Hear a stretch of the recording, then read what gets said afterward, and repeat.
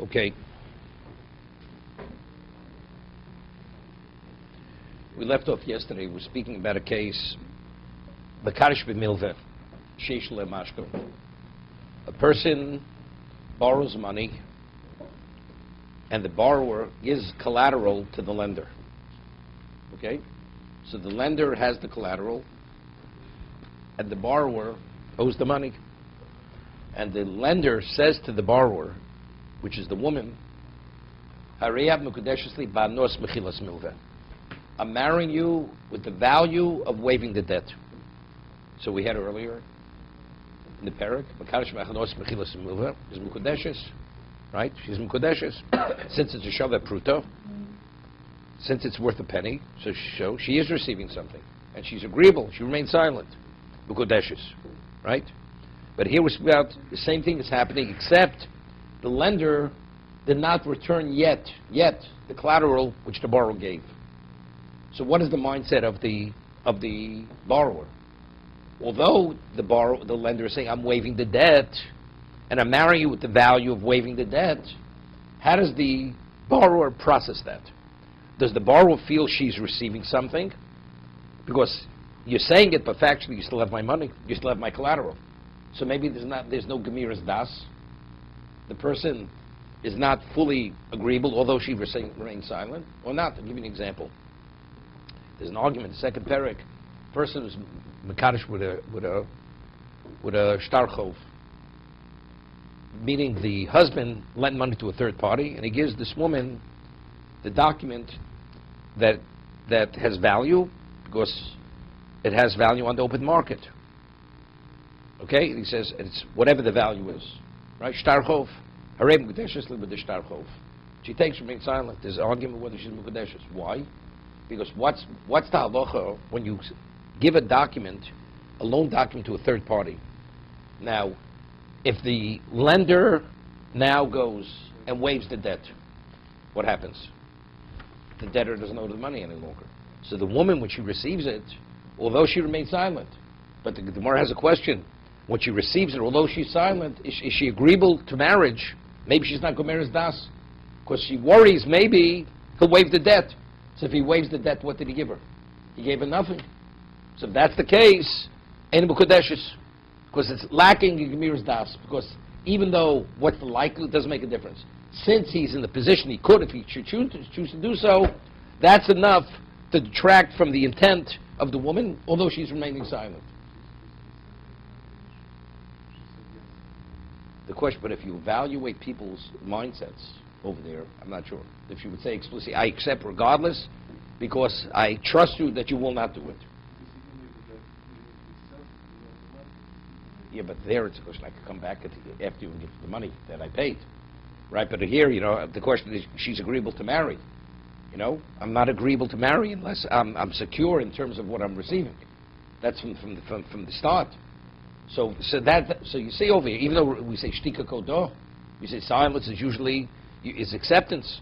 So here he says, I'm in mekarishu with hanos mechilas milveh, and he's retaining the collateral which he gave him. So the question is, maybe not, because maybe there's not sufficient Gemira's das.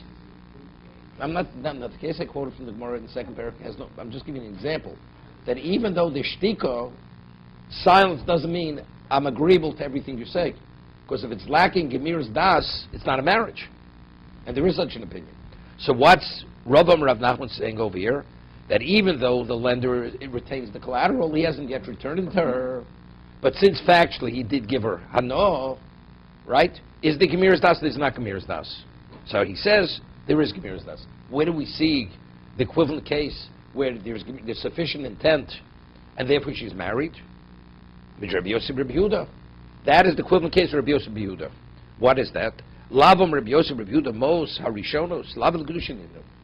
Why, when the master chooses to marry the maidservant, why is she married? Not because of the money that he had given to the father. If he had given to the father, the girl has no relevance. It's not her das, which makes the marriage, or doesn't make the marriage. But what? But if he holds, it's mos achronos, the balance on the servitude. That's what he's giving her, right? And he says, I'm marrying you, harei b'yedisli, with that, and then she remains silent. So here, she's in his domain as a maidservant. She remains to be in his domain as his maidservant. Now he converts servitude into marriage. He says, the value of your servitude, I'm giving that to you in marriage. But factually, in her own personal state of being, she's still in his jurisdiction. Understand? Wait a second. Different role. A different role even by mashkin, it's a different role.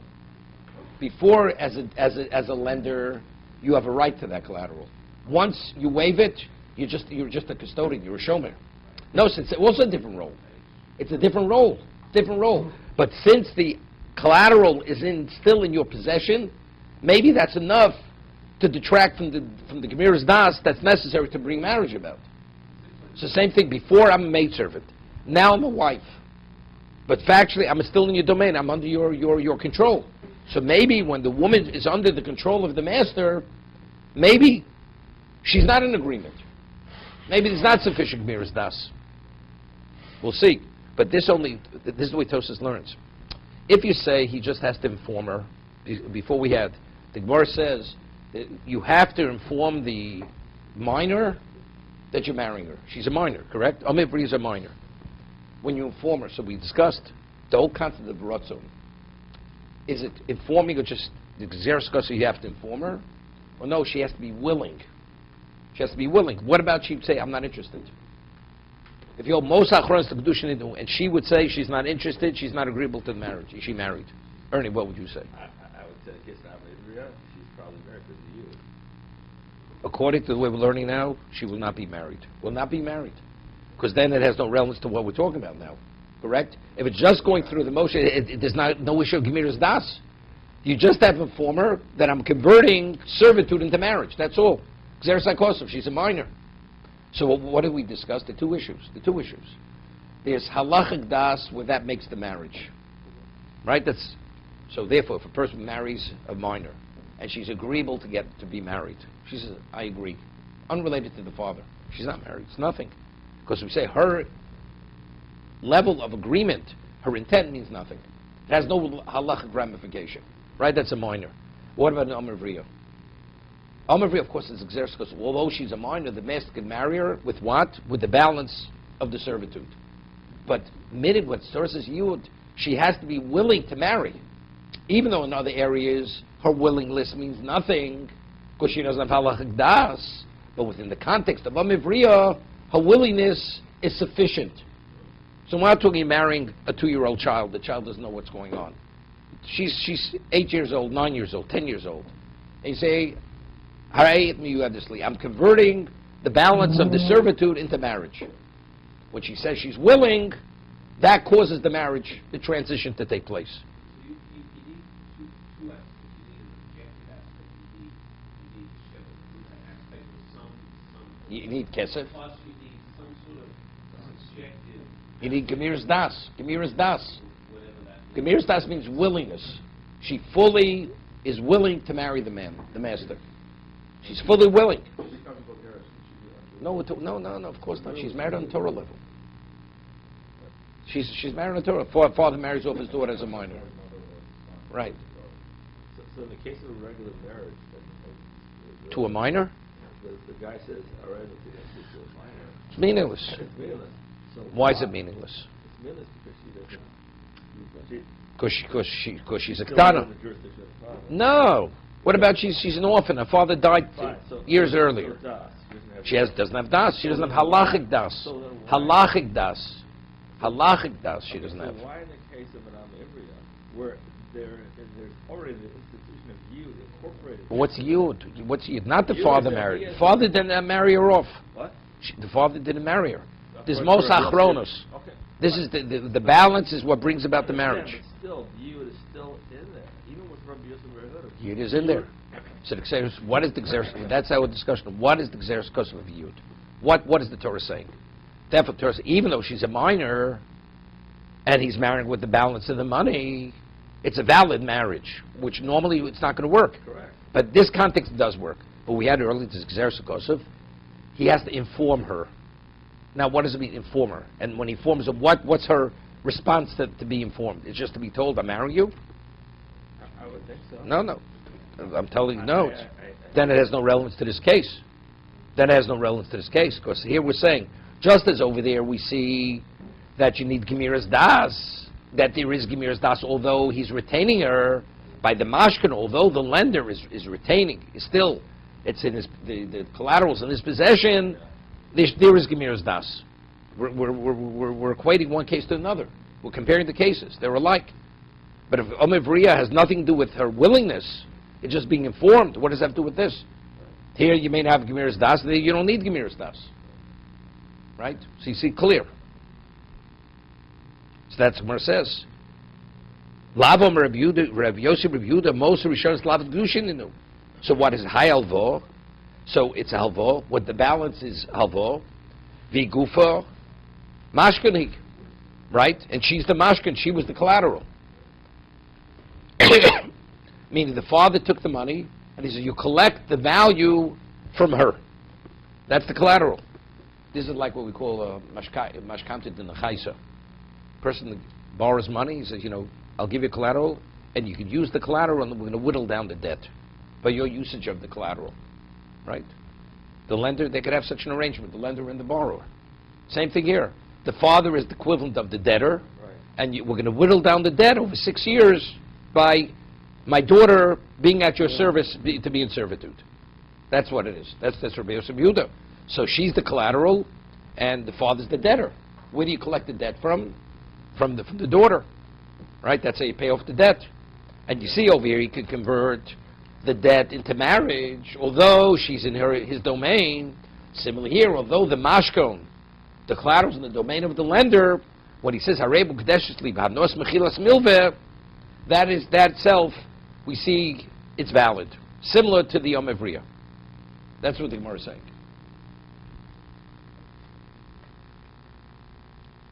So Tosas over here, if you remember we had earlier, the Gemara had a question. A person says to an Eved Ivri, my debt is waived. Is he emancipated? Eved Ivri needs a shtar shichro. He needs a document of emancipation. Right? Person says, I'm waiving the debt. He's not free. Because the Gemara said that was Rav's statement. So the Gemara says from Rav's statement we see that it's gufa konoi. You own an object. You say, well, I purchased something from a person, and then afterwards say, well, it's waived. If you mafker, it's something else. Tosas differentiates whether you're mochel or you're mafker. You disown it, it's something else. So Tosas wants to say, over you see clearly from Rav Nachman that he's of the opinion that gufa is not choni. Because we're saying it's just a debt. Because if the Omivriya, it's his object, so it's not compared to a mashkam, right? It's not something that belongs to the lender. A mashkam belongs to the borrower. Here, gufa koni means he owns her. He has an innate interest in her. So how do you compare one to the other? Not comparable. According to Rav Nachman. Either way, you don't have to ask the father. That's most achronos. You don't have to ask the father. You never have to ask the father. In either case. The first case, if you're most Rishonos, because the father, when he gave her, he's giving you. That's your right to exercise that. Rav Nachman's a much greater chiddush. Right? Because the chiddush is that even though she has no halachic das, you see, he's able to marry her. According to most Rishonos, kiddushin nidnu, we don't see that chiddush. Right? The father, it's equivalent to the father marrying off his daughter. Right? I mean, la halacha, we rule most Rishonos in kiddushin nidnu. So therefore, even if the last moment is less than a Shavah Pruto, she's married. Right? This is only according to Rabbi Yosef Yehuda. Right? V'hi gufa mashkini, v'chi mishayabo Shavah Pruto. If he leaves over the amount of time of servitude, which is Shavah Pruto, umeyayid, havi kiddushin, it's valid. So, in the case of the collateral, although the collateral is still in the domain, in the possession of the lender, when he waives the debt, hanos mechilas milva, this gemiras das. Because we're going now that Omivri needs willingness, needs gemiras das. So just as over there, there's gemiras das, there's no reason not to say there's no gemiras das here. It's the equivalent case. Why is it any different? He's still retaining her.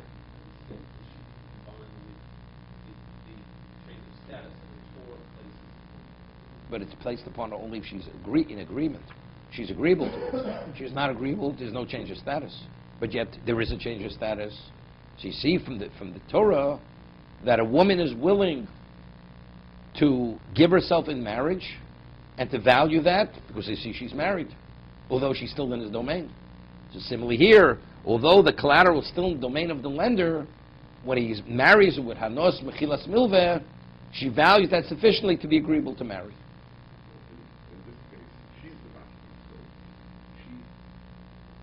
It's different than having the mashka as a separate object that the woman decides whether she trusts. I would say with a kolshke, with a kal v'chomer. Right? There's nothing more valuable to a person than his own being. Here she's not released. Hanos mechilas milveh. You know? Before I was under your jurisdiction, now I'm under your jurisdiction. He says, I'm converting it. What are you giving me? Right? And yet we say, despite that, when she remains silent, that's considered willingness. Because she's saying, because she's willing, she considers it the right conversion. She's not saying anything. She's silent. She's silent. The question is, how do I interpret her silence? Do I interpret her silence as willingness, or I say it's not necessarily willingness? Similar to Mekadosh B'Shtar Chov. Although she's silent there also. But she's a little uneasy with it because he could always pull the carpet from under her by waiving the debt. Right? That's what Eidim B'Kodesh is over there.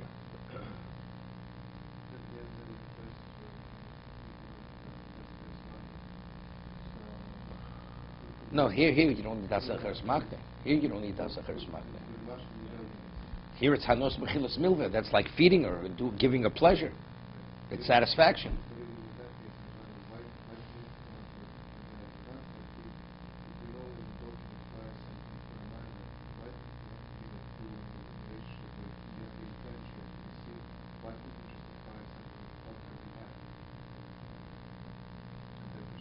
Again.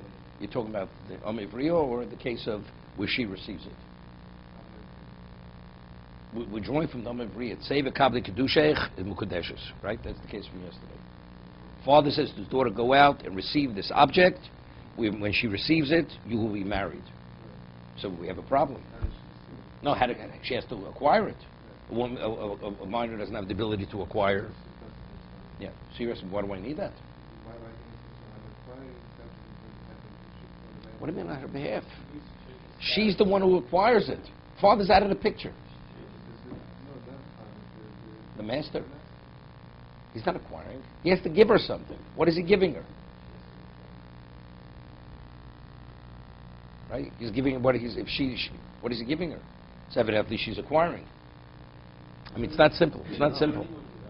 No. What?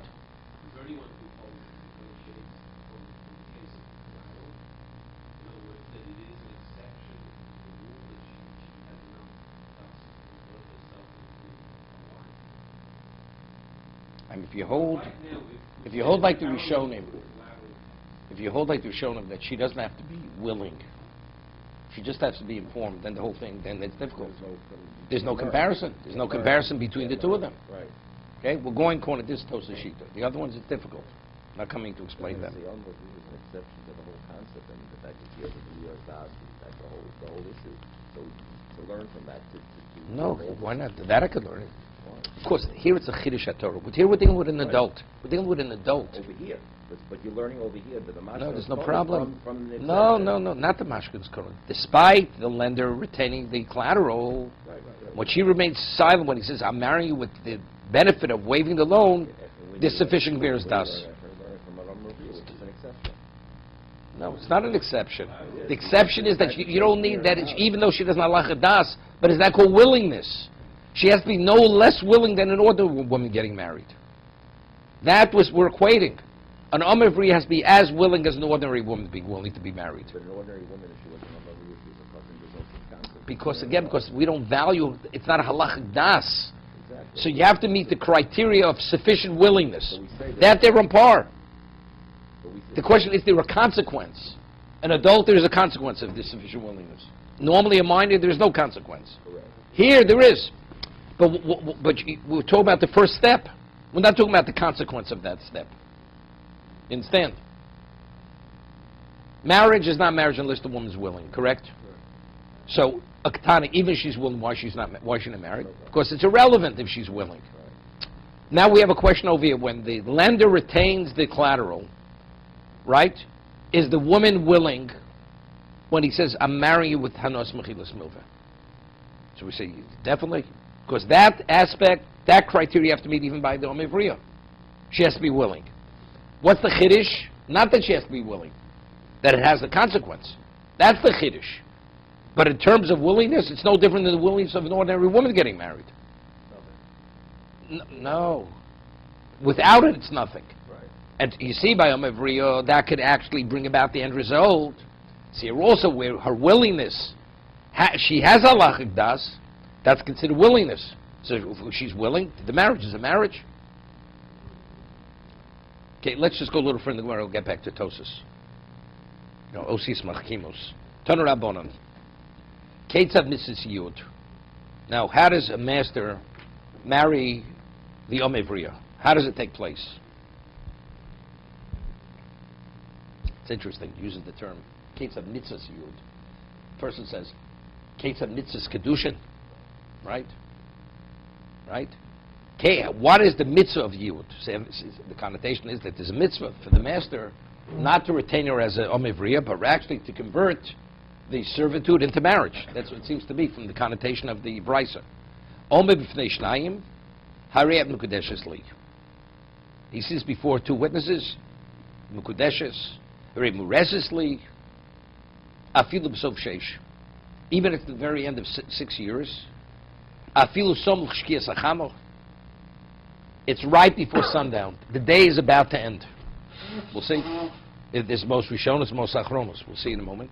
And at that moment, going forward, he has to deal with her as a wife, treat her as a wife. He can no longer treat her as an Omivriya. Meaning, there's a transition of status at that moment. What? No, we'll see in a moment. We're saying even it's the last moment before sundown. So it's Pox B'Shav Pruta. You see? Wait, Rabbi Yosef Rabbi Yehuda Omer. This is the Machlokes Rabbi Yosef and Tanakama. Rabbi Yosef and Yehuda Omer. Em Yeshos B'Yom K'dei Lasos Imo Shave Pruta B'Kodeshes. If the amount of time before sundown, the value of the service is a Shave Pruta, she's M'Kodeshes. V'Im Laveina M'Kodeshes. And if not, if it's less, she's not M'Kodeshes. So evidently, what's the argument? Is it most Rishonos l'kedushin nitnu, or is it most Achronos? So if the balance is less than a cent, so of course it's nothing. Because what is he giving her? He's giving a post Mishav Pruta. This is the Machlokes, Rabbi Yosef Yehuda, and the Tanakama. Okay? Moshe, what is it now? Either way, you need witnesses. No, the question is, what are the witnesses? What are the witnesses? Right? Meaning, like we explained it. If a person goes and damages a damager, now what do you need witnesses? To create the debt, or only to verify that the person has a debt? That's normally what witnesses are. It's called levure, to be mevarer, to verify what happened. Kiddushin is not levure; it's lekume. They create the marriage. So when the father sells his daughter into servitude, right? And you'll mostly show Kiddushin it, no. Do you have two witnesses at the time of the Mechira? No. Nevertheless, as we explained, when he sold into servitude, he transferred total rights. He becomes the father. So when he becomes the father, now when he decides to marry her, do you need witnesses to create that status? Maybe not. You need witnesses only to verify that he converted that into marriage, that he exercised that right. He always had that right. So maybe you don't. There it's levure, it's not lekume. He does it. Because otherwise you never know, did he ever make the conversion or not? But it's not being created now. Most Achronos, there's lekume for sure. Most Achronos definitely lekume. He's marrying at this moment. You He's giving us something of, like under the So chuppah. you need witnesses. Everybody goes, you need No, I'm witnesses. saying Witnesses, you why need you- witnesses. It's most of Shanos.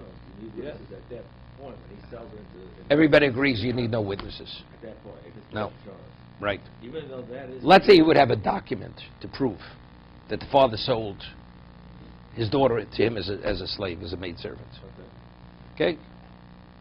I am selling my daughter, it's his IOU, it's his handwriting. That's most of Shanos. Right? And I received her financial value. Right. So initially you didn't have witnesses. But we know that he entered into his domain. So originally you had no witnesses. And now, as it says, everybody agrees you have to have witnesses when he marries her, when he converts it, when he exercises the right or converts, one or the other. Okay. So we're asking, is it levure or is it lekiyume at that moment? So I'm saying, seemingly, if you hold most Rishonos kiddushin nitnu, Right. it's levure. Maybe. But if it's most achronos, definitely. This is no different than putting a ring on a woman's finger under the chuppah. The first one, you go either way. But the second, for sure not. Everybody. It's a brisa. Nobody's arguing that.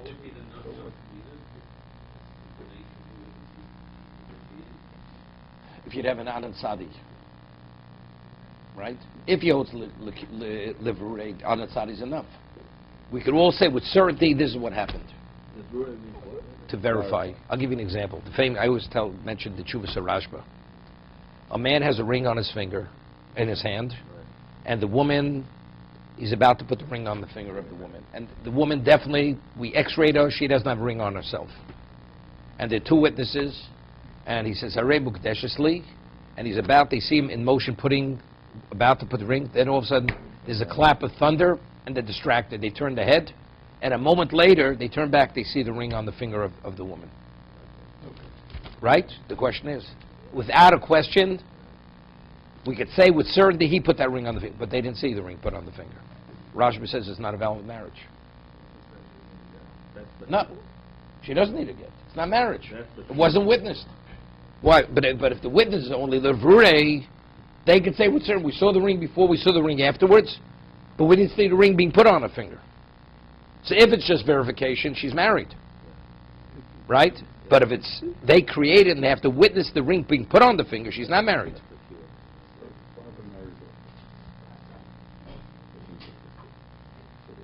Of course. He's there. Why not if Morris Sherman? Because now it's not the marriage. So when would the witness That's- in the marriage? Then that marriage does not need witnesses. It's only if it's within the context of marriage. Here he's giving over his rights as a father.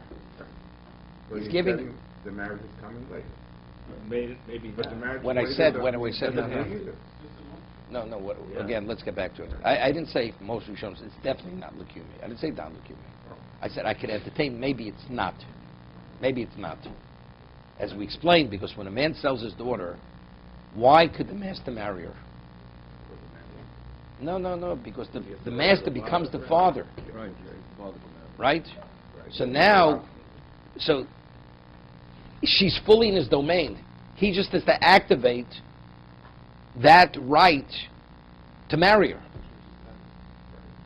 I'm not sure. I mean, I would say even most Rishonos probably would also be legitimate. But otherwise, there's a marriage that doesn't need David.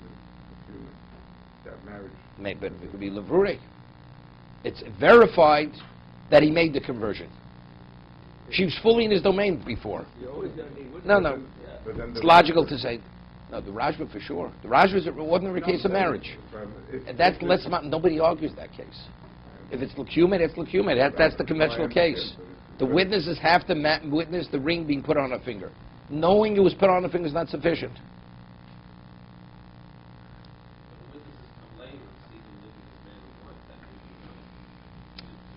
No. That's because knowing that they're witnessing, that's like Ish's Mukudeshes would be. Right? Are they witnessing the act? They're outside, but they know at this moment what's taking place. Person living as a husband and wife together, people know that they're living as man and wife. So it's as if they're witnessing the act of cohabitation. Right? Okay, let's go a little further. So we have the Machlokes Tanakama Rabbi Yosef Yehuda. Moshel. So what is it equivalent of? Lo melisha hiskachi li me'achshov. Lacha shloshim yom. Hear this?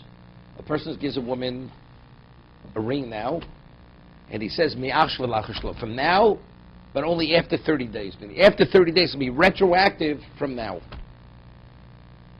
Ubo achav v'kitchav toch shloshim yom. 15 days later, another third party comes and he marries her in presence of witnesses. So who's she married to? So when he gave her the ring, the first marriage didn't yet take place. Of course, it was only going to take place after 30 days. But after 30 days, what? Retroactive from day one. So it comes out, although at that moment, she wasn't yet married when he gave the ring, she's married to the first one, correct? Because that's it's retroactive. No, of course she married. Yeah. Even though when he gave her the ring, the marriage did not yet take effect. But what happens when 30 days come? Retroactively, the marriage took place prior to the second person giving her the ring. So that's so retroactively, who did he marry? He married a married woman. So if he married a married woman, it's not a marriage. Correct? The second person married a married woman. What? He doesn't have to. Put it this way, I'll give you a case. Let's say a woman, the same case, she commits adultery at day 7. Day 30 didn't come yet. And witnesses witnessed her, and now the court, the Sanhedrin, wants to judge her for the death penalty at this moment. Can be. Yes? Why? Because Monavshach. She's either married to the first man or the second man. At this man, retroactive didn't take place yet. Right? At this point, what is she? You need the 30-day to activate the retroactive. Right. So either way, she's married. She's either married to man two, to husband 2 or to husband 1. So you're saying she commits adultery with the second one? Of course, with a third person. We're talking about a third person. Okay. Yeah. Then there's no question.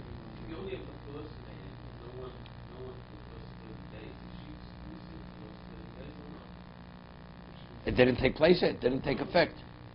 So that she commits adultery, could the Bezin rule? No. No, the answer is no. Right. Definitely. After 30, they can, retroactive. So I'm saying here, a second man marries her, and then she commits adultery with a third person. That's what we're talking about. So either way, she's a married woman. Either the second one to the first one.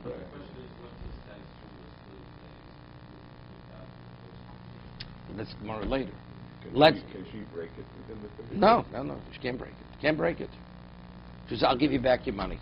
Right. It's irrelevant. She took the money for kiddushin. When the moment 30 day comes, it's retroactive. She's married. No. Let's say she has relations with the second husband. And she gets divorced. But retroactively, she committed adultery. Right? Because when day 30 comes, retroactively, when they engage with one another, she was a married woman.